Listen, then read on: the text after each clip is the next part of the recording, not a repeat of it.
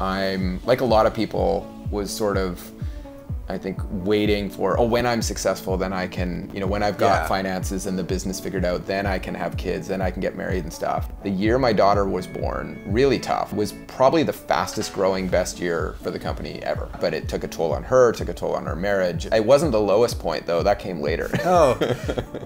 Welcome back to the Family Centered Business Podcast with me, Tim Schmoyer. It's so good to see you again. I am really excited to introduce you all to Greg Smith. He is the co-founder and CEO of Thinkific. He and his brother took this company from just being a little startup, from something they were doing on the side, to valued at over $1 billion, now publicly traded on the Toronto Stock Exchange in less than 10 years. While growing a family and a business at the same time and keeping his marriage healthy and strong, he shared some of the secrets behind how he actually did that. Because I know a lot of us are doing businesses that are maybe not publicly traded companies, not billion-dollar valuations, not hundreds and hundreds and hundreds of employees. And I think his story it was really helpful for me to hear how intentional he is and how focused he is on, like, this is what's important, this is what's not important. I'm putting my attention, my energy on this. I know as a business owner myself, sometimes we just feel like this business is going to sink or swim based on me, and so it consumes us and it sucks us in. And Greg's going to talk about how he disconnects from the business and how he actually thinks it's better and more effective to grow a business with a family than it is without a family. I know as a single person, you don't have the family, you don't have the kids, you don't have all these other things competing for your attention. You can give it so much more time.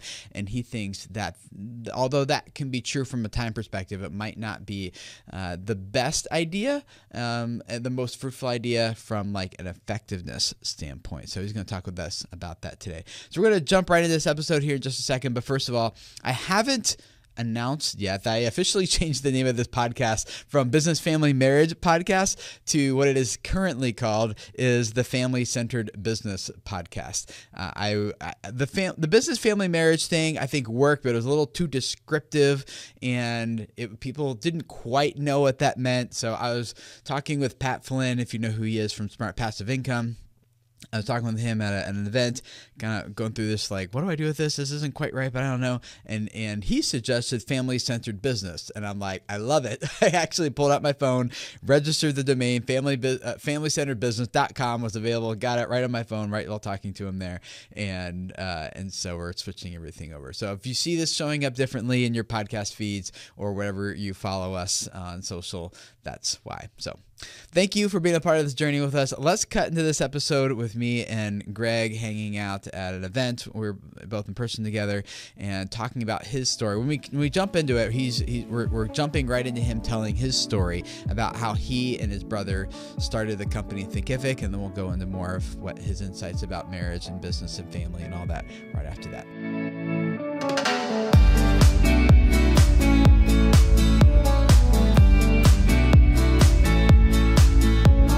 I got started as a creator actually on YouTube in around 2005, 2006, but I was, before that even, was teaching and tutoring offline, doing the LSAT, trying to help pay off my student loans, and then started bringing some of that content online through blog and YouTube content, and then eventually said we should turn this into an online course so we can reach more people. So we built our own system for that, went looking for other software, couldn't find anything that wasn't, that was going to do what we needed. And so that kind of grew over time. I went on, practiced law, and then we just had so many other people coming and saying, we want to do what you're doing. We want like our own, we want to take our passion, knowledge, expertise, we want to share it with the world, have an impact on others, and monetize it and make a living doing it. And so we built Thinkific as the technology solution to make it really easy for other people to do exactly that. And then, so we started that in 2012. Fast forward to today, we're public. Had a great IPO a couple of years ago, and about 300 employees on the team now. about 50,000 active creators on the platform who are, building their own businesses. So all very awesome. exciting. Yeah, so you took a business from zero to over $1 billion valuation in less than 10 years. Yeah. Well, IPO valuation of about $1 billion, and then went up from there a little bit, and then down from there. So quite the roller coaster the whole way through. That's awesome. That whole time you are working on growing Thinkific from nothing to a $1 billion valuation at when it went on the Toronto Stock Exchange. What was going on at home? Yeah, I mean, originally, early years of Thinkific, it was me living with my brother, who was my co-founder. So we're working together 16 hours a day. We have no revenue, and we're renting a place together. And we got along great. We had a lot of conflict in the office, but we were really good at, not taking that home and being able to have Sunday family dinners together every Sunday. That's a whole topic in and of itself. Yeah, being able to do that. Yeah, I mean, we would butt heads like crazy over the silliest things at work, and then just walk out the door and be like, all right, what are you going to get for dinner? So then we'd go for noodles or, whatever, ramen, fancy ramen. And then at one point he went off, started his own business, later.com, and then built that up, exited, came back to Thinkific, and now he's back on the team. So that was good. But it was 2-3 years in, met my wife, then girlfriend. We liked each other quite a bit right from the start, broke up, went traveling separately, came back, got back together, decided let's do this, got engaged, got pregnant, and then got married, and then went looking for a house. Funny, like the sync of the business roller coaster and the home roller coaster. Sometimes they're in sync, sometimes they're not. We went through this funny stage where we're shopping for a home, and the bank says to my wife, we can get you a better mortgage if your husband isn't on title. Because I had $80,000 in student loans, no income to speak of for years, and I was an entrepreneur, so I was basically just an unemployed, broke, in debt person. And so they're like, keep him off the mortgage. She kept me on the mortgage, so I still got to co-own the place with her. You still got it anyway. But we joked, I was the lottery ticket, and she was the safe bet because she was a CPA, working as an accountant in a big four firm and growing her practice there. Yeah. I'm, like a lot of people, was sort of, I think, waiting for, when I'm successful, then I can, when I've got finances and the business figured out, then I can have kids, then I can get married and stuff. And I ended up, in my mid-30s saying like, okay, it's like, grow up, like you can keep working on your business and you can get married and have kids. And so we did that. And the funny thing was, the year my daughter was born, really tough. Like, we're not sleeping, and it's difficult. Having kids, amazing, but can be challenging and difficult. Was probably the fastest growing, best year for the company ever. Like it kind of lit a fire for me. Like, not that I wasn't motivated and committed before, but it really lit a fire where I went from, I think, on this sort of more single life, or even single, like without kids, of I got all this free time sometimes to do other things, to basically, I'm going to build a business and I'm going to have a family, and that's it. Dropped everything else and just went full board on it. And so it all really actually took off the year my daughter was born, which is pretty cool. When a business is growing quickly like that, for me, when I was helping video creators and we were doubling revenue like year over year, just like crazy, for me that took a lot of attention away from the home. Yeah, I think certainly I was away a lot, like whether it was at work or traveling for work. And so my wife bore the brunt of that. And she was on mat leave, so she at least was home and had time and was focused on my daughter. But it definitely took a toll on her. So I've got a huge debt of gratitude for her for that. But it took a toll on her, took a toll on our marriage of, me not being around during what's a very difficult time for a new family of like first kid and figuring that stuff out. So yeah, that was tough. We went through some counseling, went through some challenges and struggles. It wasn't the lowest point though, that came later. Oh. If you were to go back to that time, what would you have done differently now in 2020 hindsight? Yeah, I think recognizing some of the sacrifice that your partner is probably making while you're building this thing, and that might change your attitude and perspective when you are home. like I think I was fairly supportive in terms of doing a lot of bedtime routines and taking care while I was around. But I think just acknowledging that sacrifice that they're making you can bring a different perspective, or you can be a lot softer. Because also I was the entrepreneur coming home as the CEO, still pretty intense and decision maker and driving hard. Yeah. And I think I was bringing a bit of that home too. And I could have maybe come in the door, checked myself.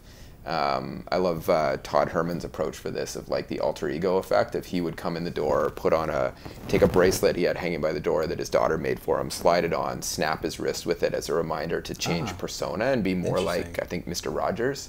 Yeah.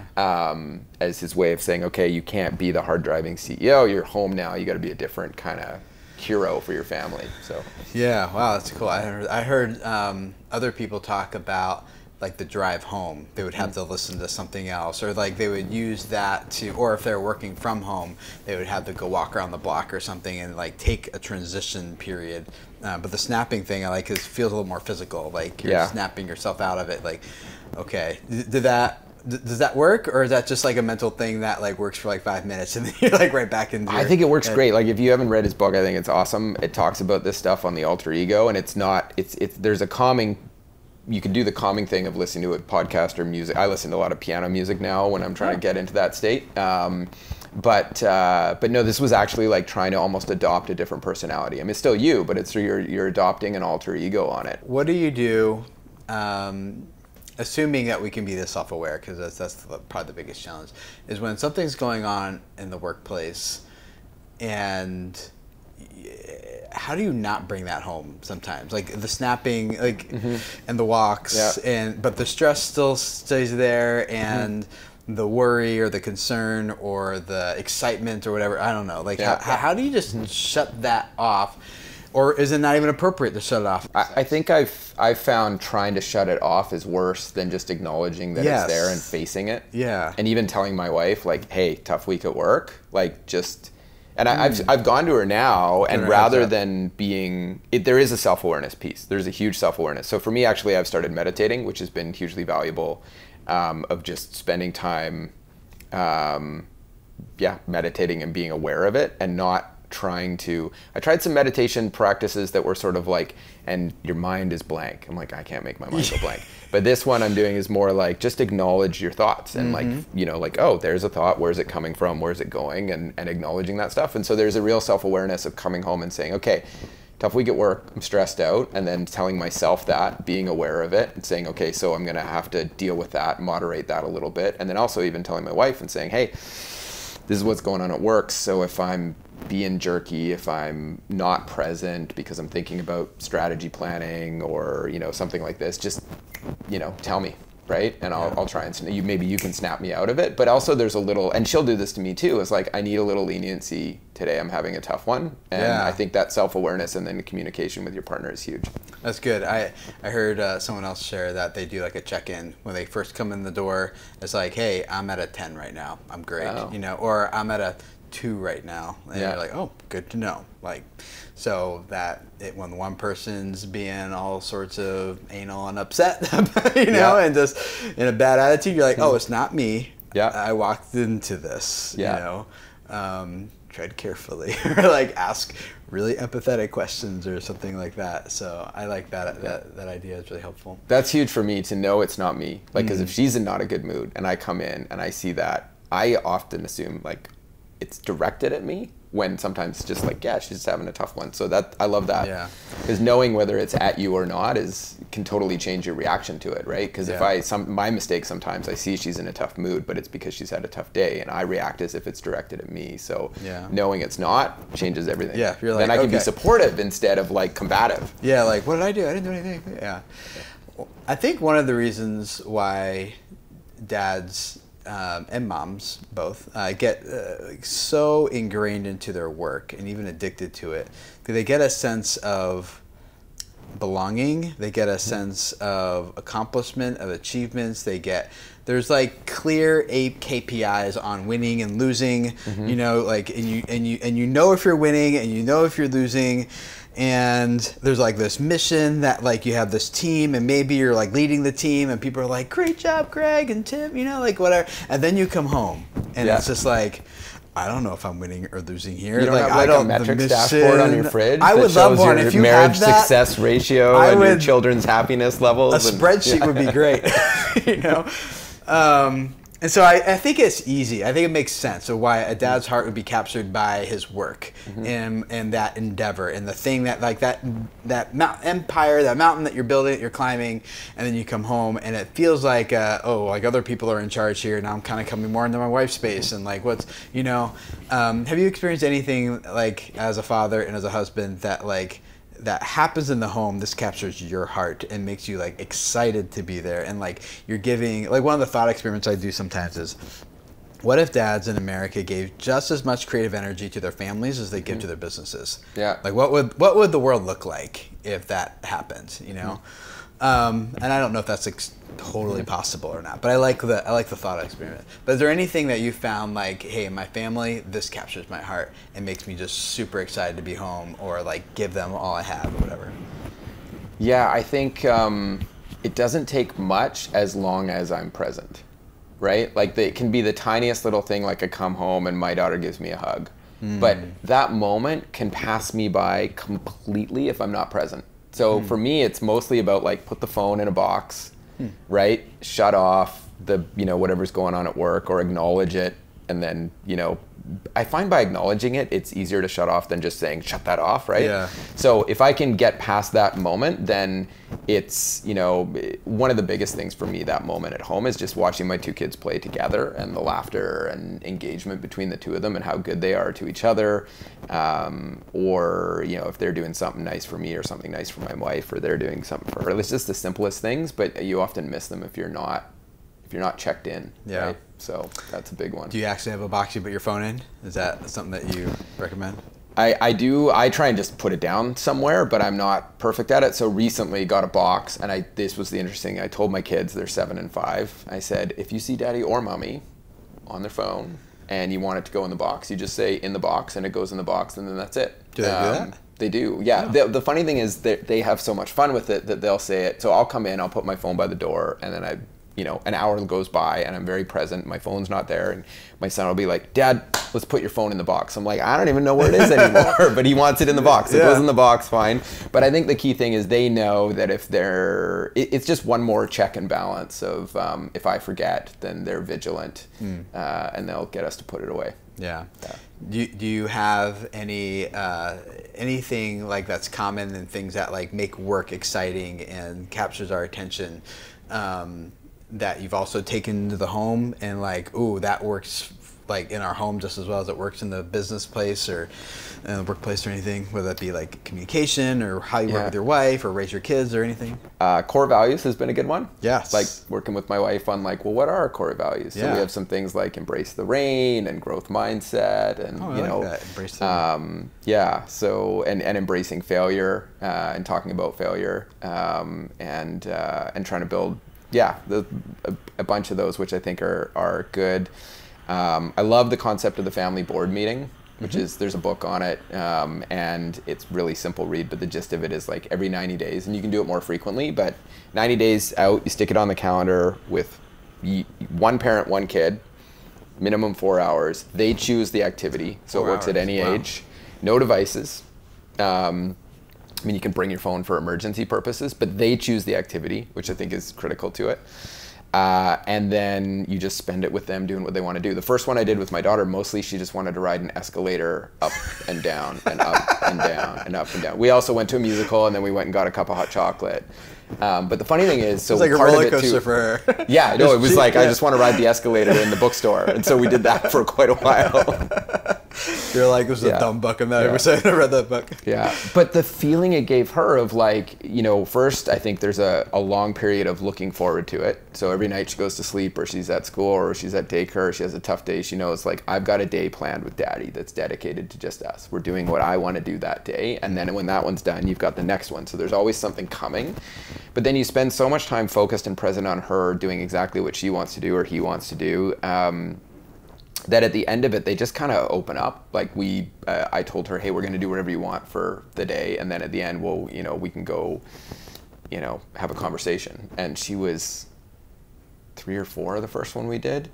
We went to this musical, Beauty and the Beast. And then afterwards we did the escalator, we did the musical. And then, she said, I want to get a cup of hot chocolate. I said, okay, we'll get a cup of chocolate and have a conversation just to see what, we didn't have anything specific to talk about. We sat down, we got a cup of hot chocolate, and for the first time, I wasn't really present. I'm kind of looking around. She's like, Daddy. And she looks me in the eye. She's like, you said we were going to have a conversation. Yeah. And then she wants to start talking. So it's like, hey, I thought it was pretty cool. So I try and bring some of these things. A lot of kids might have just been like, oh, I don't know, he doesn't want to talk to me or something. So that's cool. But we just spent the 4 hours focused. So there's a higher comfort level. I don't know. But it's sort of like the work one-on-one, of like building one-on-one time with each person you work with. So do you, in your company, you guys do one-on-ones, like 4-hour one-on-ones like no, that? No, we don't go out and go ride escalators or do that, but we'll spend, I do a one-on-one pretty much once a week with each person who reports to me and a few others, and you have that time to do whether it's, coaching or check in on what they're up to or, what topics are in mind. So. And then your wife and you guys do like a one-on-one type of thing like that too? Not to the same. We probably do more because every time the kids go to bed at night, we kind of sit down and have a conversation on the couch. Quick check-in. How you doing? We've done counseling, which has been really good, even when things are going well. Just sitting down and talking through things has been really good.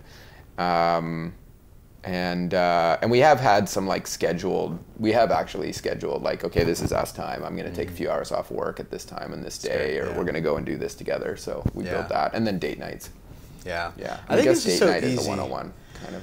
Yeah, we do ours every Monday night. Well, they were turning into not date nights because we had gotten lazy with having our family business meeting and once a week. And so the dates started turning into family business meetings. She's like, these don't feel like dates anymore. I'm like, oh, shoot. So we started doing our family business meetings again on Sundays so that Monday nights can actually feel like date nights again.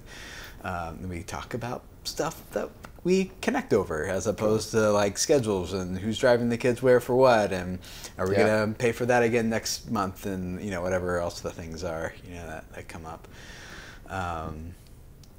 That's good. So when you think about a dad right now who is starting his business or is in the middle of his business, and he just feels like the business is just kind of consuming his thoughts, his mind, and everything.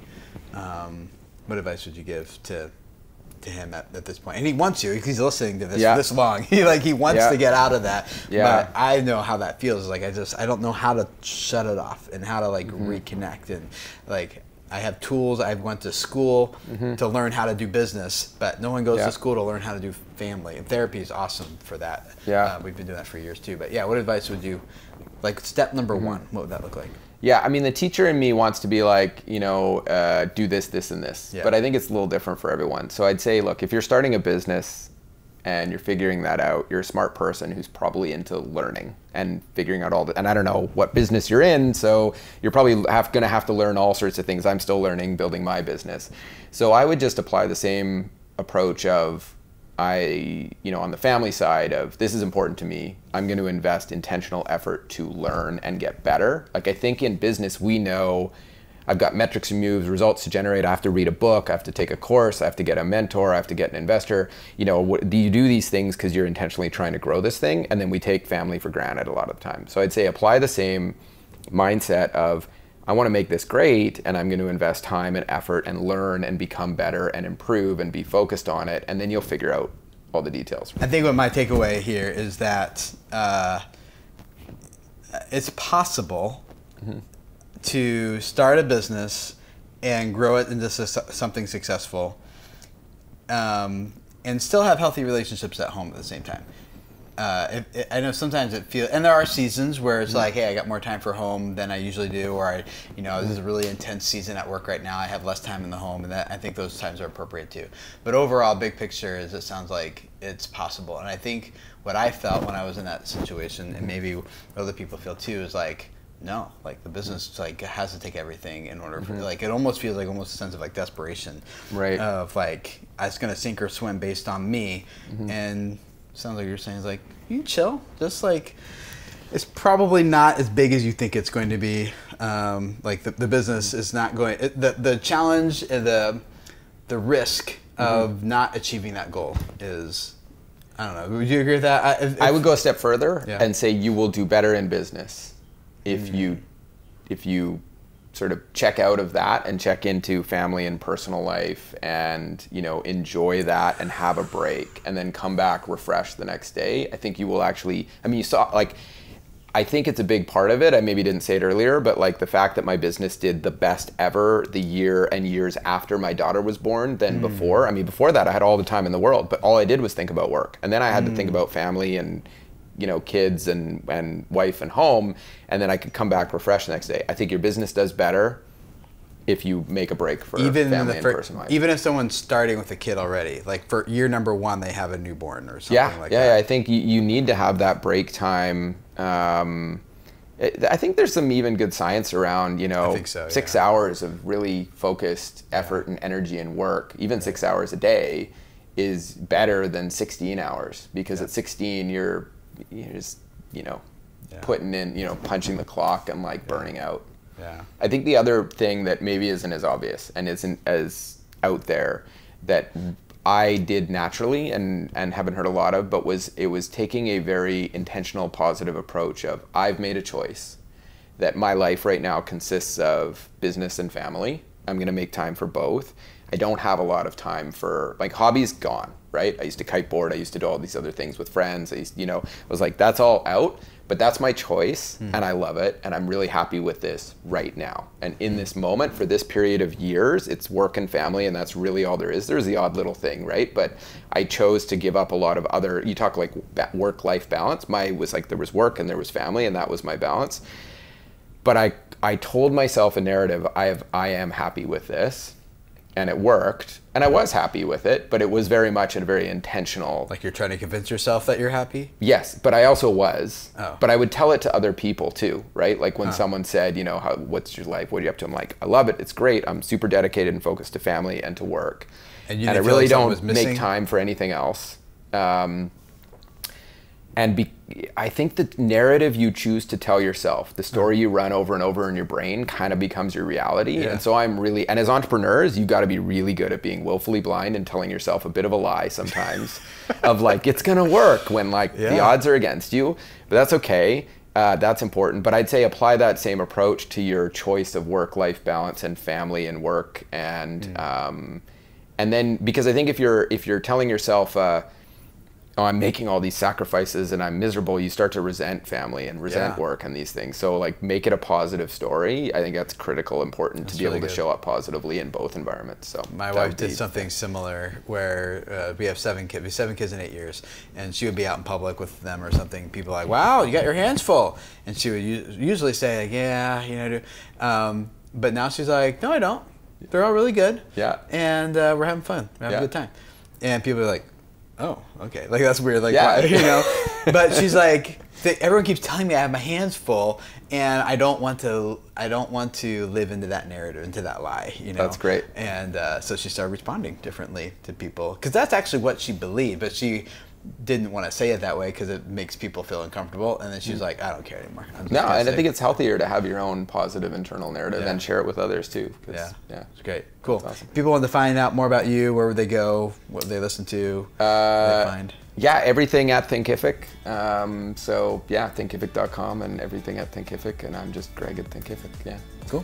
Cool. Well, thank you for being here. Awesome. Appreciate your story.